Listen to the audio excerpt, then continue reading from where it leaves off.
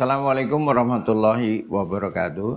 Teman-teman, sahabat sekalian yang mencintai dunia pengobatan atau dunia alternatif lah. Kalau orang yang sebut sebenarnya sih bukan alternatif itu, dari dunia kesehatan, terutama kesehatan yang kemudian basisnya adalah natural, atau kita kembali ke konsep yang sifatnya alamiah atau kembali ke apa yang Allah mau. Kemudian ketika melihat seperti itu, ada satu hal yang mengusik yang menjadikan kemudian kita berpikir untuk membuat satu produk. Yang pertama adalah kita rencanakan membuat produk susu.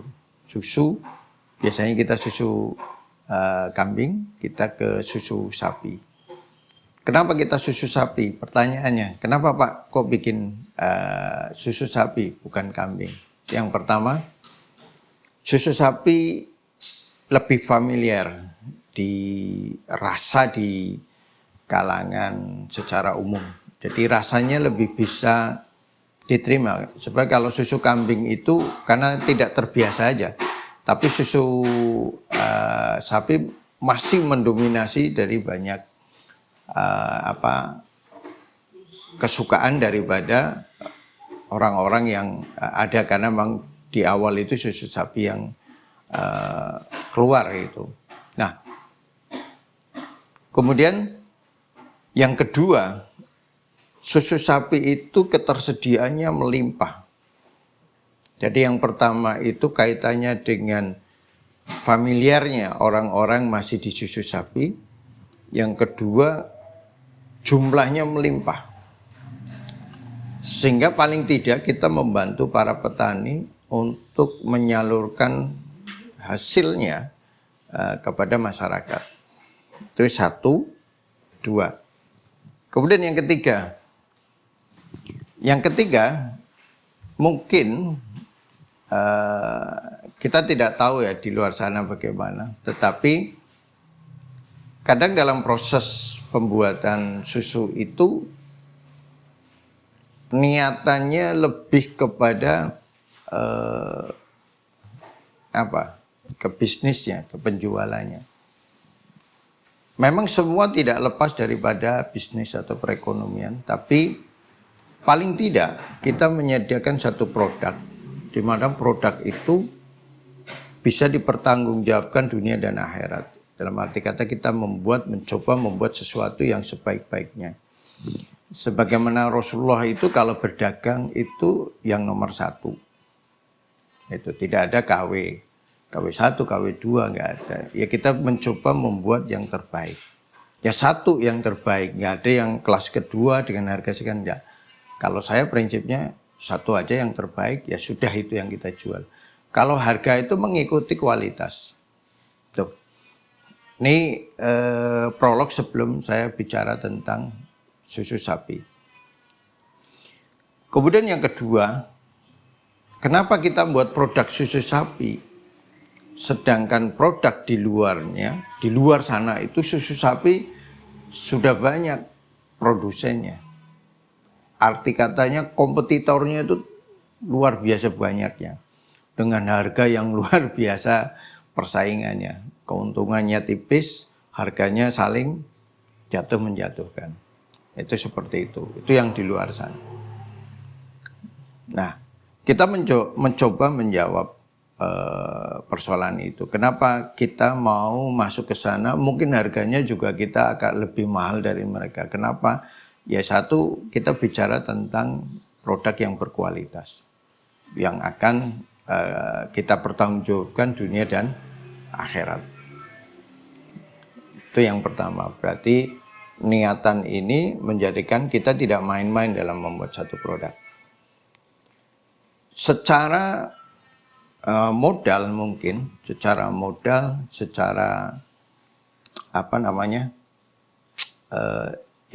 lah dan kemampuan kru dan sebagainya, jelas kita kalah dengan yang di luar sana. Itu karena mereka dengan produk, dengan kekuatan finansial, kekuatan krunya, timnya untuk promosi dan sebagainya luar biasa. Itu. Terus apa yang menjadikan kita jadi berani masuk ke katakanlah masuk ke medan yang dimana di situ kita jadi pemula kan jadinya, karena mereka sudah punya basic yang kuat di daerah itu.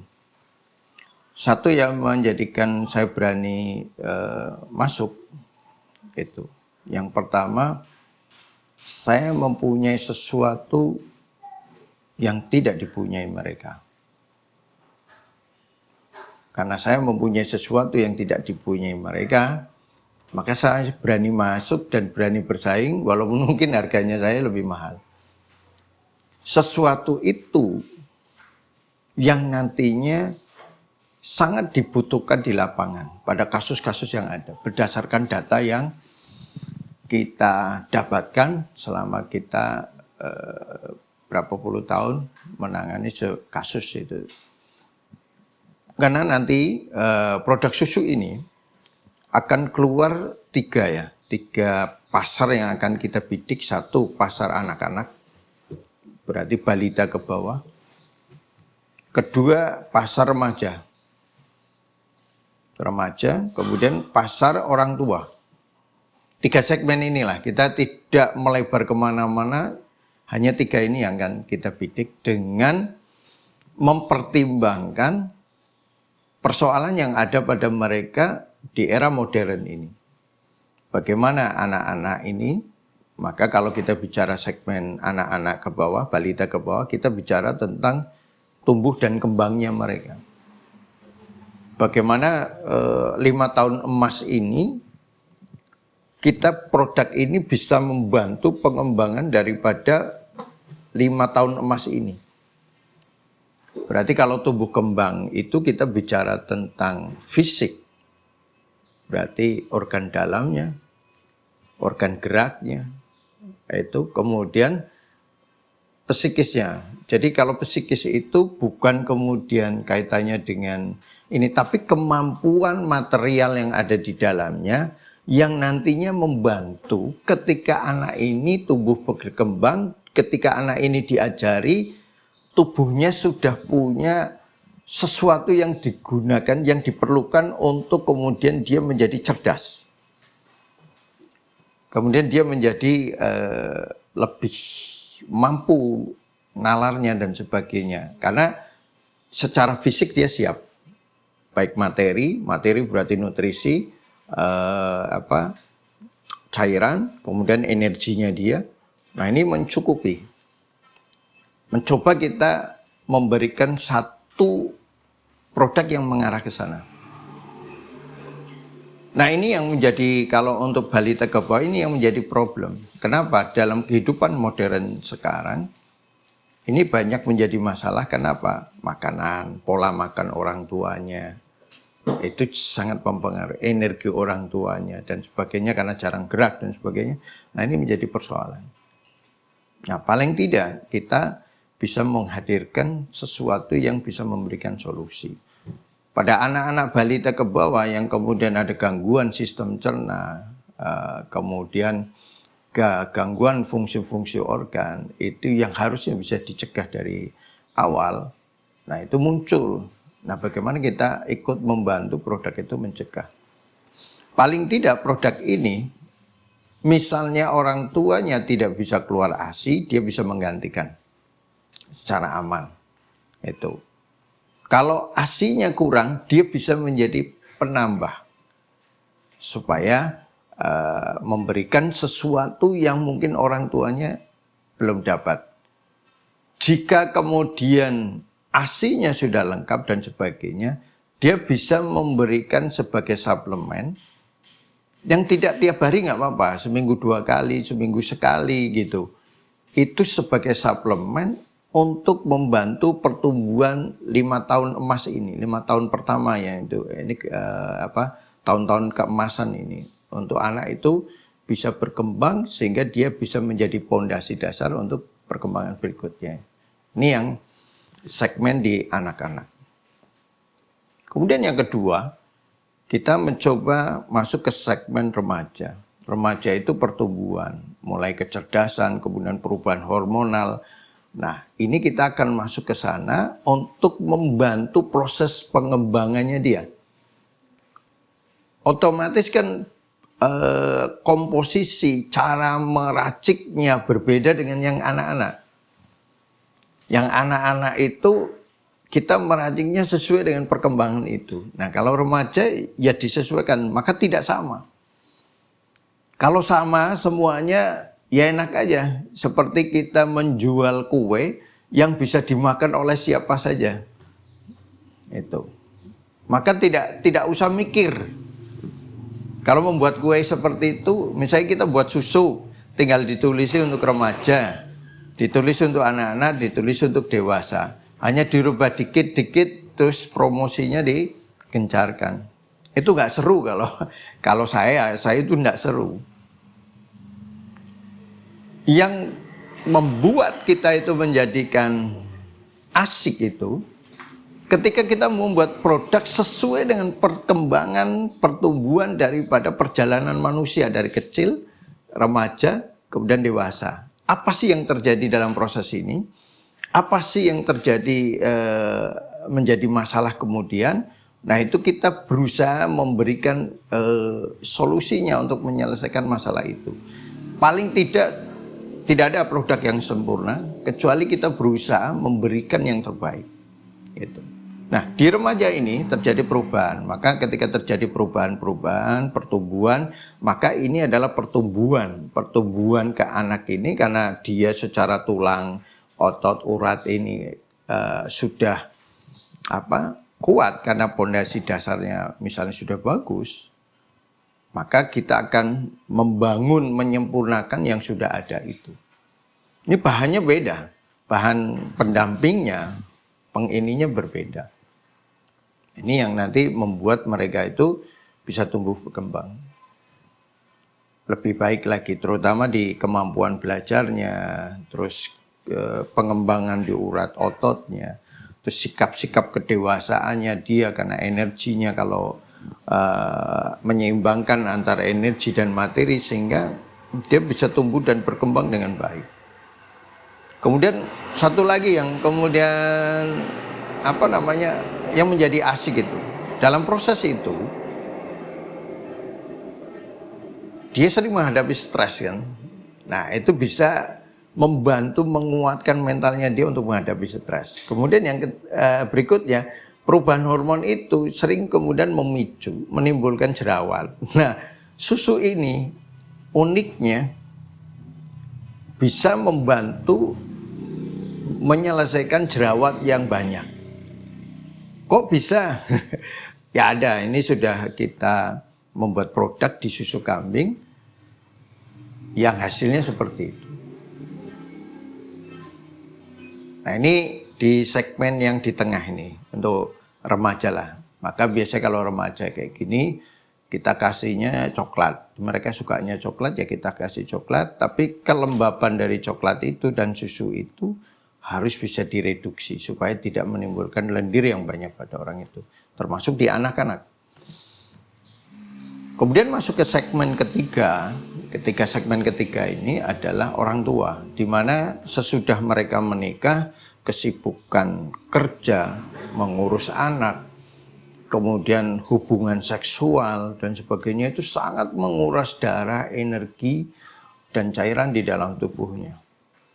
Sehingga itu akan ketika sudah mulai masa-masa sesudah punya anak, itu kekuatan urat otot, kekuatan kemampuan energinya dia, cara berpikirnya, mentalitasnya dia itu menurun. Kalau ini kita kasih pondasi, dasar untuk dia berkembang. Kalau ini sudah mulai perkembangan untuk menuju kesempurnaan, kita sempurnakan bahan yang dibutuhkan. Kalau ini terjadi penurunan, kita tahan penurunannya tidak terlalu drastis. Nggak ada yang bisa menahan sehingga 100% tidak ada. Karena itu penyakit tua itu nggak ada obatnya. Tapi kita menahan penuaan dini secara fisik itu berkurang jauh dibanding orang-orang. Ya katakanlah 50 tahun tapi serasa wajahnya 40 tahun. Itu bahasanya. Ototnya, uratnya dari 70 tahun serasa 60 tahun. Kan lumayan 10 tahun. Nah, ini sudah kita cobakan juga produk ini di susu kambing.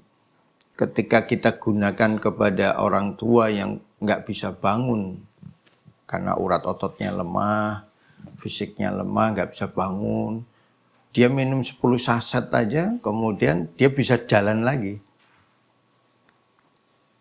Karena ada sesuatu hal dalam ini yang kadang tidak, walau alam ya, kadang tidak diperhatikan atau tidak diketahui oleh produsen yang lain untuk membuat atau kompositor lain untuk membuat itu.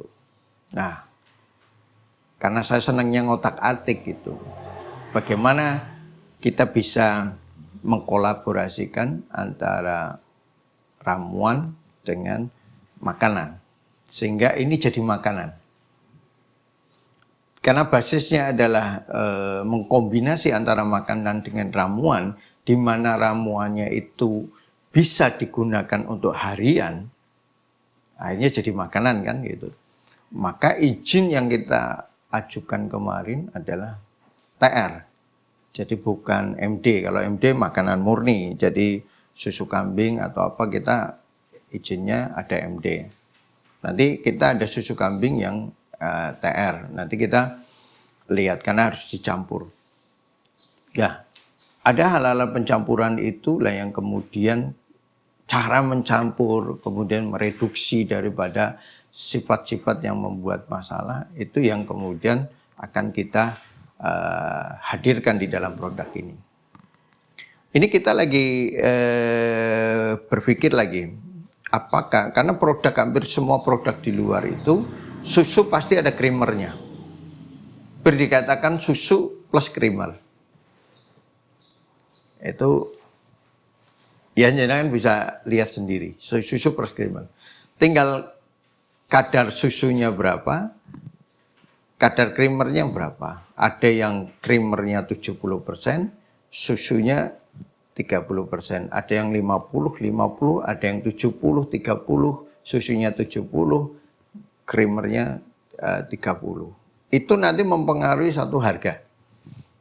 Karena creamer itu 1 kilonya sekitar, yang bagusnya 20-25 kalau nggak salah. Nah, berarti kalau ada susu harganya murah, bisa dipastikan creamernya pasti banyak. Itu yang pertama. Nah, pengaruhnya apa? Nah, pengaruhnya nanti di pembuatan dan di kelembaban dan sebagainya. Kita lagi berpikir apakah nanti non creamer itu. Nanti kita lihat dari hasil yang kita uji coba. Karena saya membuat uji cobanya non creamer dengan creamer. Jumlah creamernya seberapa yang masih bisa masuk. Biasanya kalau saya coba, kalau dadanya saya pengap, ampek kayak gini, nah ini mesti satu creamernya kebanyakan, atau ramuan tadi tidak bisa menetralisir. Jadi nanti kita bisa ada dua kemungkinan, mengurangi jumlah creamernya, terus merubah komposisi supaya bisa menetralisir rasa ampek itu. Ampek, nek itu tanda kelembaban dahak. Soalnya kalau dahak itu ampek di sini, rasanya kayak berat. Itu kalau saya uji coba begitu dari berbagai produk yang saya buat itu. Nah ini nanti akan kita lihat itu. Kemudian ada tambahan lagi yang luar biasa yang kita akan dapatkan dari kemarin, dari kita sudah ngobrol dengan produsennya. Kita bisa menambahkan kolostrum. Karena kita dapat bisa mendapatkan kolostrum jumlah yang cukup untuk bisa ditambahkan. Nah, kolostrum itu menjadi bahan yang menjadi spesial karena jarang sekali susu yang mengandung kolostrum. Karena kolostrum itu hanya dihadirkan di 1 hari pertama, susu yang 1 hari pertama. Nah, itu kita nanti dapatkan, kita akan tambahkan. Nah, itu bagus untuk anak-anak, bagus untuk ini orang dewasa atau pertumbuhan. Otomatis kan penggunaannya, penambahannya tidak banyak sekali sehingga nanti mengganggu, kasihan mengganggu sapi yang kecil nggak dapat jatahnya. Ya, kita gunakan seperlunya saja, tapi bisa meningkatkan kemampuan dari produk itu untuk bersaing di luar. Jadi oke, misalnya di luar itu harganya murah nggak ada masalah karena itu pilihan mereka. Kemudian ada kebijakan-kebijakan sendiri. Kalau kita ya harga itu mengikuti kualitas. Jadi kalau kita kualitasnya begini, ya harganya segini. Itu. Jadi kalau kemudian ini dibuat murah lagi bisa enggak supaya terjangkau. Kalau murah berarti kualitasnya kita turunkan. Dan saya cenderung tidak mau. Kenapa? Produk ini akan diserap oleh pasar, tapi resiko kesehatannya pasar yang akan menerimanya. Saya lebih baik itu yang beli sedikit, tapi yang beli mendapatkan manfaatnya, dibanding yang beli banyak, tapi resiko kesehatannya banyak. Akhirnya apa? Uang yang saya dapatkan itu menimbulkan persoalan. Nah, kalau yang iklan rokok itu selesai buat lu belum tentu selesai buat saya. Jadi mungkin masalah ini selesai buat lu, tapi tidak selesai buat saya. Jadi bagaimana selesai buat saya, tapi selesai buat Anda juga sebagai konsumen. Itu ya sebenarnya kayak pegadaian ya, mengatasi masalah tanpa masalah gitu. Itu lebih endingnya lebih enak gitu. Jadi mengatasi masalah tapi tidak menimbulkan masalah.